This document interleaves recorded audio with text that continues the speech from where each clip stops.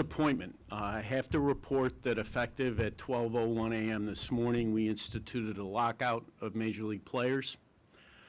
We took this action with the support of all 30 clubs after we failed to reach a new agreement with the Players Association, despite our very best efforts. We came to Texas to make a deal. We committed to the process, we made proposals, and it just did not happen. After the owners' meeting in Chicago, I made clear the rationale for an off-season lockout. It's the norm in professional sports, and we feel it's the best strategy to protect the 2022 season for the benefit of our fans. We made the mistake of playing without a collective bargaining agreement in 1994, and it cost our fans and our clubs dearly. We will not make that same mistake again.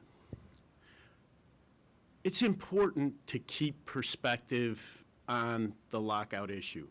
The lockout is part of the process that's designed to move the parties towards an agreement. Despite the lockout, we remain ready to bargain whenever the Players Association wants to bargain, and we are steadfast in our desire to get a new agreement. I'm not going to say much on the substance at the table. Suffice it to say that the Players Association, as is their right, made an aggressive set of proposals in May, and they have refused to budge from the core of those proposals. Things like a shortened reserve period, a $100 million reduction in revenue sharing, and salary arbitration for the whole two-year class are bad for the sport, bad for the fans, and bad for competitive balance. I am really proud of the effort that was put forward by our negotiating committee.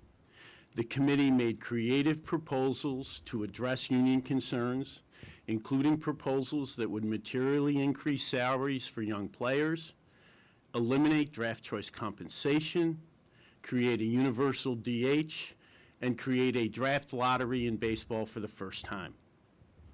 Let me finish by reiterating our willingness to bargain at any time and our sincere desire to get a new agreement so that we can all enjoy a great and uninterrupted 2022 season.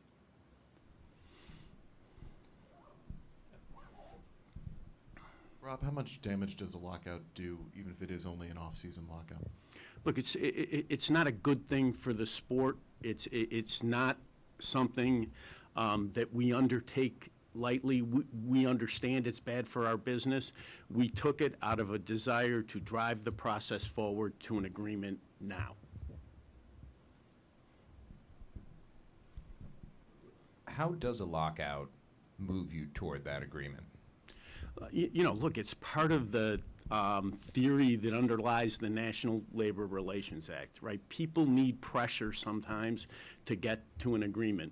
Candidly, we didn't feel that sense of pressure from the other side during the course of this week. And, you know, the only tool available to you under the Act is to apply economic leverage. Bob. Rob, is there any consideration as far as delaying the lockout till a week after winter meetings or later this month? Yeah, delaying the lockout once the contract expires gets complicated legally, and frankly, from our perspective, we wanted to move the process now because we want an agreement now for our fans. Michael? Rob, you spoke in Chicago that fans will understand the difference between a lockout relatively early in the offseason and one that causes cancellation of games. Do you think they'll still be understanding if, say, the union's resolve does not change and the owner's resolve does not change, and do you think they'll still be? Look, it's it is my hope and expectation that the parties will get back to the table and get an agreement done. I know you had said to make the lockout was to preserve, to hopefully preserve the 2022 season. Mm-hmm. Do you have a drop-dead deadline in which to do that, to make sure the games will not be affected with spring training or games? Yeah, I just think speculating about drop-dead deadlines at this point, not productive. So I'm not going to do it. Do do you have further meetings planned? We don't have anything scheduled. I'm sure there will be communication between the parties. And again, it is our desire to get back to the table as quickly as we can. Rob, what about the union's proposals was bad for the sport, bad for fans, and bad for competitive balance? Let's take 5-year free agency. I think that we already have teams in smaller markets that struggle to compete. Shortening the period of time that they control players makes it even harder for them to compete. It's also bad for fans in those markets. The most negative reaction we have is when a player leaves via free agency. We don't see that making it earlier, available earlier. We don't see that as a positive. Taking $100 million away from teams that are already struggling to put a competitive product on the field, I don't see how that's helpful. Rob, I think there'd be skepticism that teams are struggling. Can you explain or elaborate on that suggestion that teams are struggling to put competitive players and teams on the field? Well, look, I mean, I've watched this game, as an insider for more than 3 decades. I think that most people who understand the game realize that in our smaller markets, it's a lot harder to win than it is in our bigger markets. You said, Rob, that you guys made best efforts to make a deal. Mm-hmm. Could you have made more proposals throughout this process? Well, you could make more proposals. I'll give you one example.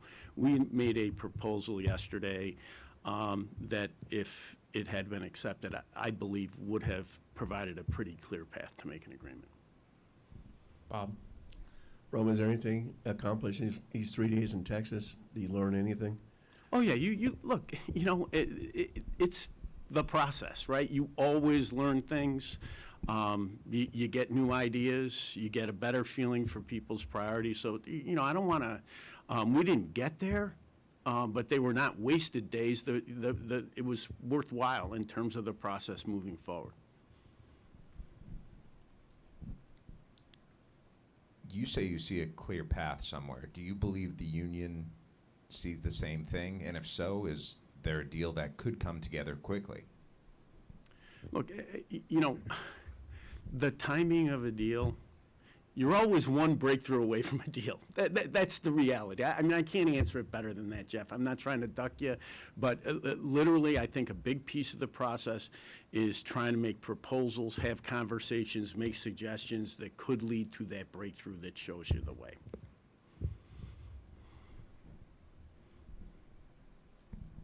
How open is the league to allowing players who are rehabbing injuries as well as in constant contact with mental health professionals on the club side to continue that relationship? Yeah, it's not a question of league willingness. That's a legal issue upon which we do not have flexibility. I do think in the past the NHL has done that. Is that look? Again, I'm not going there because it involves legal advice that we've been given, and it is, from our perspective, it is a legal issue. Okay. I guess to continue off of that, are club employees in any danger of furloughs or layoffs because of this? Yeah, we've had conversations. Certainly, no danger in the central office. We've had conversations with the clubs. There is no expectations at this point in time that there's going to be furloughs of front office employees. And I would ask the same question of the union too, but are owners, I guess, on your guys' end, prepared to make concessions to players and going forward to make a deal? And do you think you have made enough? I mean, let me say 2 things about that. We are willing to continue to commit to the process to get to a fair agreement. If that involves making further concessions, it involves making further concessions. Just as a matter of perspective, we proposed the elimination of draft choice compensation. This industry had a strike over that issue in 1985. That is a major concession that has been the source of friction as to how the free agency system has operated. We have made concessions. Bob? Yeah, Rob, a lot was made last night about the website, scrubbing photos, taking down stories. Is that a legal issue or? It is. you guys make a proposal for any on-field changes, and why or why not? The on-field changes were the topic of discussion at the table. We did make a proposal early on about a joint process with respect to on-field changes. We did not make any specific rule change proposals. We are in the process of still evaluating changes. And frankly, we, based on the discussions at the table, we saw it as another contentious issue and tried to put it to one side in an effort to get to an agreement on the theory that we could deal with it midterm of the next agreement. Take two more, Michael and then James. In your letter, Rob, in describing the lockout as defensive, can you elaborate on what you mean by that? Is it Yeah. mainly that teams' inability to be competitive, or is it No, go beyond that? defensive in the sense that you want to control the timing of the dispute. It really refers back to the 1994 experience. If you play without an agreement, you're vulnerable to a strike at any point in time. What happened in 1994 is the MLBPA picked August when we were most vulnerable because of the proximity of the large revenue dollars associated with the postseason. We wanted to take that option away and try to force the parties to deal with the issues and get an agreement now, which is what we continue to believe is best for the fans. I guess, Rob, just bigger picture, I know you use words like frustration and, you know, that the other side was unwavering, they weren't changing. I mean, but why, I guess, do relations between the two sides seem so fraught and tense right now? And I don't- what can be done, I guess, to... Yeah, I don't feel frustrated. I'm disappointed we didn't get to an agreement. That's different than being frustrated. I think we're in a process. I'm prepared to continue that process, and I'm optimistic that we're going to get a deal.